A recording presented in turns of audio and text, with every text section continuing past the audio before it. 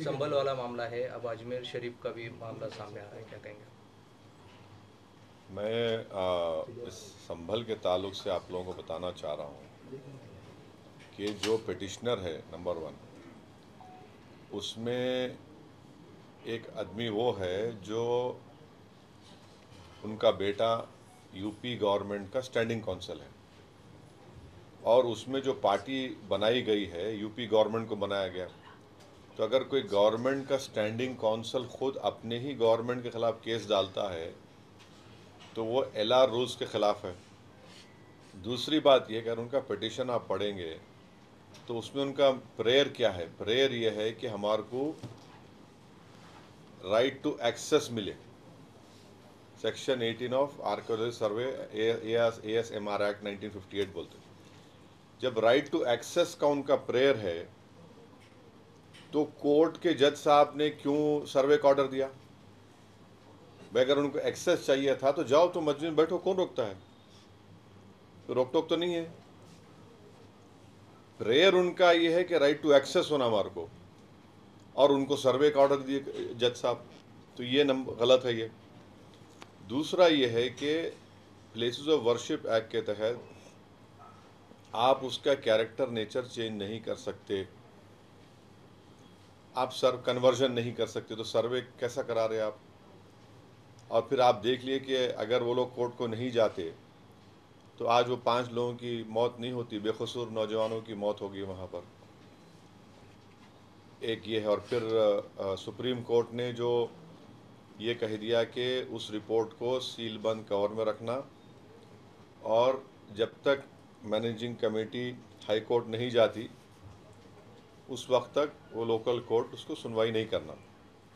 और जो oral observation chief justice of India के हैं, जो वो ASG को बोल रहे थे कि गवर्नमेंट न्यूट्रल रहना चाहिए, कोई गड़बड़ नहीं होनी चाहिए, ये उन्होंने कहा। अब आपका दूसरा सवाल जो गरीब नवाज सुल्तान हिंद के बारे में है, एक बात बताइए, 800 साल से वो दरगाह है। अलाउद्दीन खिलजी की जब हुकूमत थी तो उस ज़माने में 13th सेंचुरी 12th सेंचुरी में दरगाह शरीफ है। 12th सेंचुरी में गरीब नवाज का विसाल हो गया। 13th सेंचुरी में अमीर खुसरो, आप लोग जानते हैं अमीर खुसरो रहमतुल्लाह, उन्होंने किताब लिखे थे ख़ज़ाइन फुतूहा, उसमें उन्होंने दरगाह का जिक्र किया। और फिर 800 साल के बाद आज आप बोल रहे कि नहीं वो दरगाह नहीं है, क्या बचेगा भाई? फिर कुछ तो, यानी वो दरगाह शरीफ जो है, पूरे 2 हमारे नेबरिंग कंट्रीज़ का ऑफिशियल डेलीगेशन हर साल वहाँ पे आता है, और फिर हर प्रधानमंत्री वहाँ पर चादर भिजाते उर्स शरीफ के दौरान। ये कहाँ रोकेगा, कहाँ ये? अगर कल बौद्ध समाज के लोग, जैन समाज के लोग भी कोर्ट में चले गए, आपको मालूम क्या हो जाएगा इस देश में? वो भी बोलेंगे कि हमारा वो जगह थी, हमारे मजहबी जगह थी। जैन समाज के लोग, बौद्ध समाज के लोग बोलेंगे। इसीलिए हमने 91 का एक्ट बना के बोला कि 15 अगस्त 47 को जिस किसी का भी मजहबी जगह है उसको चेंज या कन्वर्ट नहीं किया जाएगा। अब लोग बोलते नहीं, उसको एसर्टन करने से क्या होगा? अरे एसर्टन को एकेडमिक एक्सरसाइज के लिए कर रहा है, आप तो चेंज करना चाह रहे ना उसको। चलो कोई एकेडमिक एक्सरसाइज के लिए नहीं, एकेडमिक एक्सरसाइज नहीं है, एक्सरसाइज इसलिए कि कन्वर्ट करो उसको, उस जगह को बदल दो, और जुडिशियल प्रोसेस से उसको वो मौका मिले। ये गलत चीज़ है। अब उस केस में ministry of minority affairs party है। अब मोदी सरकार क्या जवाब दाखिल करेगी जबकि वो खुद चादर भिजाए? नरेंद्र मोदी एक मरतबा ने 10 साल में 10 मरतबा चादर भिजाए हैं, फोटोज भी आप देख लो। अब मोदी क्या जवाब देंगे उसका? इसको बंद करना चाहिए बीजेपी RSS को, ये देश के हित में नहीं है। सर आप देखिए, अब आप ऐसा, आप बार बार आप ASI करेंगे तो AI छोड़ के ASI पढ़ लो पूरा। आर्टिफिशियल इंटेलिजेंस के बारे में बात ही मत करो, खाली ASI करते रहो। बस धंधे पे लगा जाओ, खुदाई करो। क्या है ये? अगर मैं दिल्ली में भी किसी भी जगह पे जाकर बड़े बीजेपी नेता के घर में जाकर खुदाई कराया तो 100% 1000 फीट पे खाने जहां खां का कोई निशान निकल जाता। अब क्या बोलेंगे आप? वो है ना, सिविलाइजेशन है। सिविलाइजेशन ऐसी तो बनता, आगे बढ़ता लोग। तो ये चीज़ गलत हो रही है। ये इससे आप भारत को कमज़ोर कर रहे हैं। 140 करोड़ जनता के दूसरे मसाइल भी तो है। बेरोज़गारी है, महंगाई है, किसान मर रहा है, चीन ताकतवर होते जा रहा है, मगर आप इस पे लगा दिए, एक काम पे लग जाओ। ये देश के हित में नहीं है, गलत है, इसका हम कंडेम करते। और अफसोस के साथ कहना पड़ रहा है कि जब बाबरी मस्जिद का जजमेंट आया था, हम उस वक्त ही कहा था कि ये इस तरह के मसले शुरू हो जाएंगे। और DYC चंद्रचूड़ साहब अगर इसको रोक लगा देते एक केस में तो किस्से ही ख़त्म हो जाता था। वो गलत ओरल ऑब्जर्वेशन दिए वो। इस वास्ते आज 15 ऐसे जगह पर इस तरह की हरकतें हो रही हैं या करने की कोशिश कर रहे हैं लोग। मोहन भागवत इनका एक बयान आया है। कब आया? आज आया है कि देश में जो लोक संख्या है कम हो रही है और 2 बच्चे से ज़्यादा 3 बच्चे चाहिए, ये शास्त्र का मानना है, ऐसा उनका कहना है। अब ये उनको नरेंद्र मोदी को जाके सिखाना चाहिए था उनको, जो पार्लियामेंट इलेक्शन में क्या बोले थे, मुस्लिम महिलाएं ज़्यादा बच्चे पैदा कर दी। बोले नहीं बोले प्रधानमंत्री? उनके भाषण में बोले ना बात कि आपके हिंदू बहनों गलों से मंगलसूत्र छीनकर उन महिलाओं को दिया जाएगा जो ज़्यादा बच्चे पैदा करते। अब मोहन भागवत को क्या बोल रहे, हमारी आबादी गिर रही है, पॉपुलेशन गिर रहा है, तो क्या बोल रहे, बच्चे ज़्यादा पैदा करो बोल रहे वो, 2 से ज़्यादा। फिर RSS वाले शादी करना शुरू कर देना फिर चाहिए। अब बताइए आप पहले तो आप गाली देते हमारे को कि झारखंड में क्या बोले, झारखंड के लिए बोले कि आबादी बढ़ जाएगी मुसलमानों की, हर वक्त गंदगी। जबकि मैं शुरू से हम बोल रहे TFR रेट, अब याद करो, TFR रेट इस देश का गिरा है और सबसे ज़्यादा TFR रेट मुस्लिम समुदाय का गिरा, मगर अभी भी हिंदू भाइयों का उससे आगे है, कम है। हाँ, मगर आप ये आइंदा 20-25 साल में सबसे ज़्यादा आबादी बूढ़ों की रहेंगी इस देश में। आज हम पुकार के बोल रहे, देखो बूढ़े होंगे, 25 साल में बूढ़े होने वाले हैं लोग। आप करो, अब जैसा आप जापान चले जाओ, यूरोप चले जाइए, वहां पे सबसे बड़ा लोग ज़ईफ हैं, माने बुजुर्ग हैं, ज़्यादा उम्र के लोग हैं। रशिया है। आज आपको समझ में आ रही बात? आप बच्चे कभी बोलते हैं बच्चे पैदा क्यों कर रहे, इनका हर MP बोलता 2 बच्चे बस, उससे बढ़ कर तो उसको वो नहीं मिलना, गवर्नमेंट का स्कीम से नहीं कोई फायदा नहीं होना। अरे एक तो पकड़ के चलो कुछ तो भी। अब आप एक के पकड़ने का मतलब दूसरा मत निकालो, तो एक पॉलिसी पे रहो ना भाई। आप देखिए स्टालिन, चंद्रबाबू नायडू बोल रहे ज़्यादा बच्चे पैदा करो। या एक कानून है तेलंगाना में, आंध्रा में, कि जो भी कॉरपोरेटर का इलेक्शन लड़ेंगे नगर पंचायत का, उसमें 2 बच्चे से ज़्यादा नहीं लड़ सकते। अभी बिल लाने वाले हैं, उसको ख़त्म करने वाले हैं। बिल लाने वाले हैं, ख़त्म तेलंगाना में आने वाला है। आंध्रा में नायडू बोल दिए कि ज़्यादा बच्चे पैदा करो, स्टालिन बोल ज़्यादा बच्चे पैदा करो। ये लोगों को समझ में आता ही नहीं ना, खाली एक ही दिखता उनको, बस मुसलमान मुसलमान वो सा करो, वही कर रहे।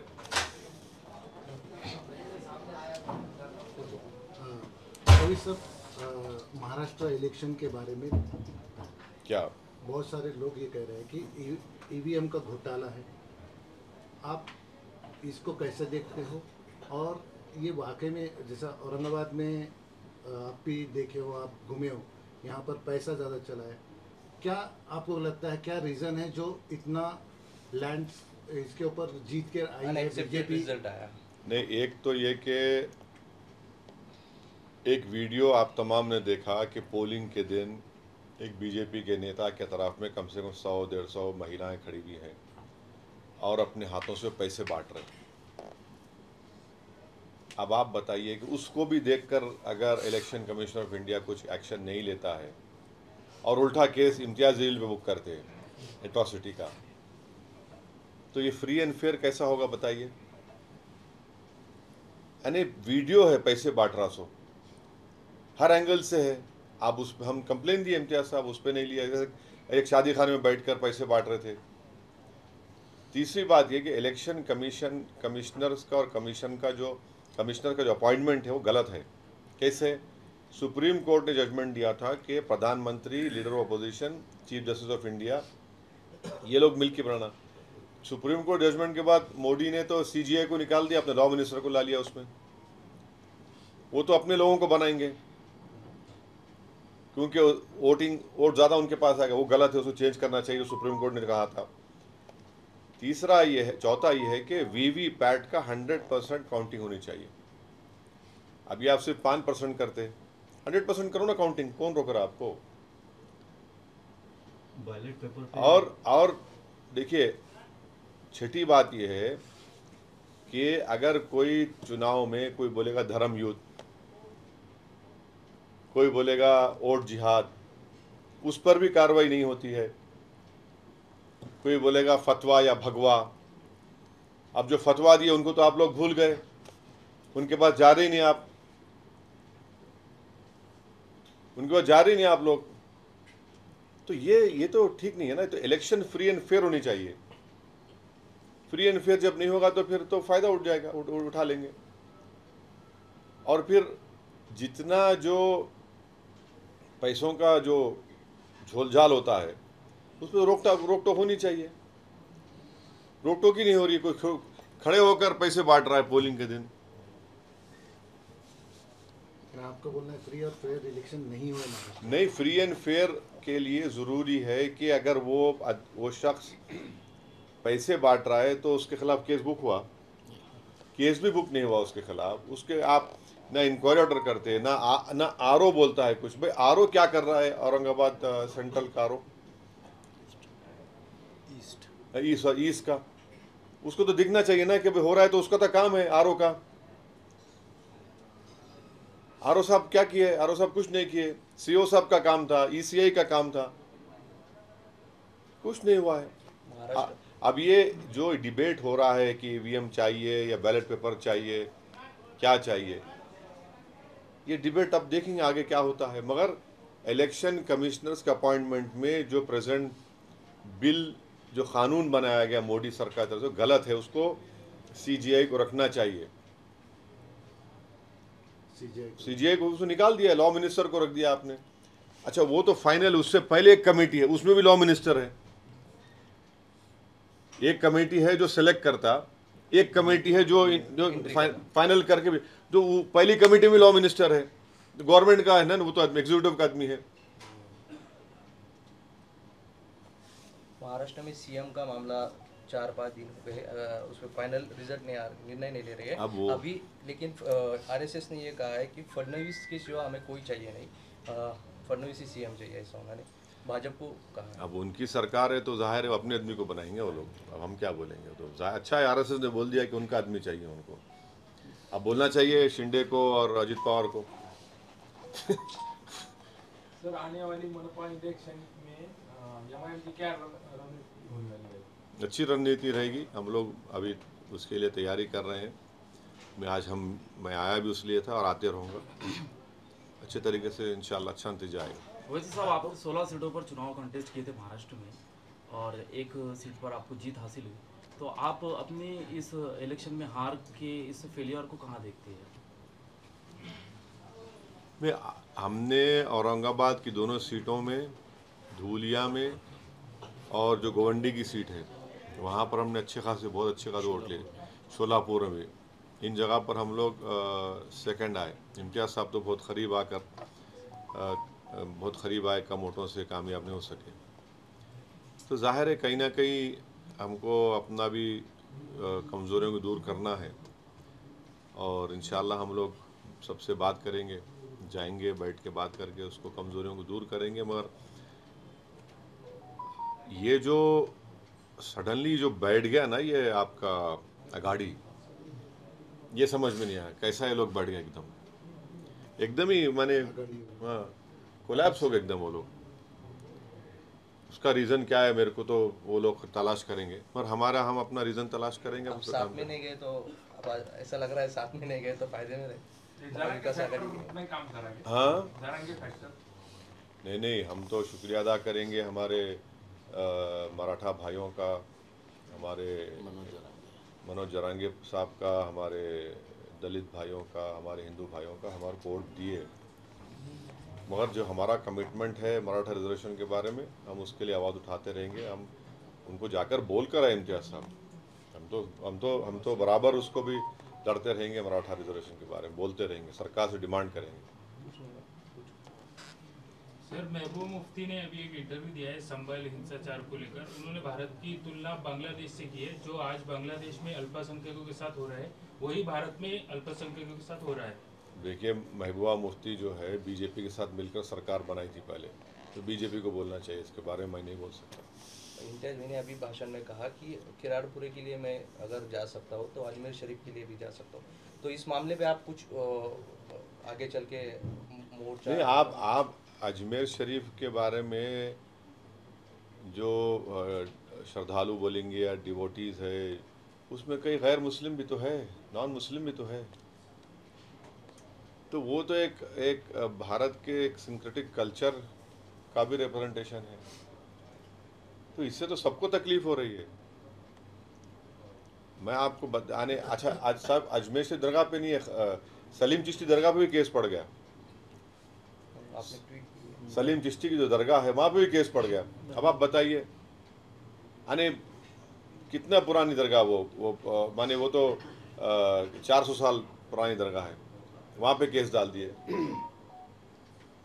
तो ये तमाशा बना के रख दिए लोग, माने ये गलत है। ये इससे देश मजबूत नहीं होगा, ये देश के हित में काम नहीं हो रहा। जो प्लेसेस ऑफ वर्शिप एक्ट है उसको फॉलो करने की ज़रूरत है। नहीं, संघ प्रमुख मोहन भागवत जी का एक वीडियो भी वायरल हो रहा है, पुराना वीडियो है। उन्होंने कहा था कि हर मस्जिद के नीचे मंदिर की तलाशी उचित नहीं। अरे बाबू, वो कब कुलाटी मारते नहीं मालूम आपको।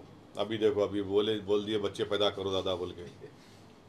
कल तक तो उन्हीं के लोग बोल रहे थे मुसलमान ज़्यादा पैदा कर रहे, डेमोग्राफिक चेंज हो जाएगी। ये लोग आप झारखंड का वीडियो देखे बीजेपी का, उनका वीडियो देखे आप झारखंड में जिसका इलेक्शन कमीशन रोक लगाया, देखिए आप, देखना चाहिए आपको।